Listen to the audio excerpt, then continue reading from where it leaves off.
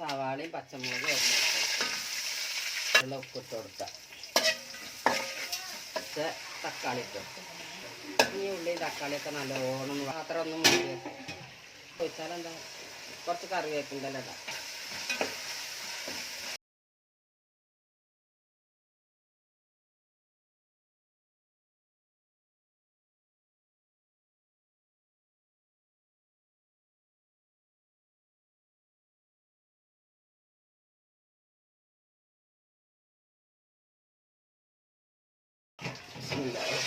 ഇട്ട് കൊടുക്കാം.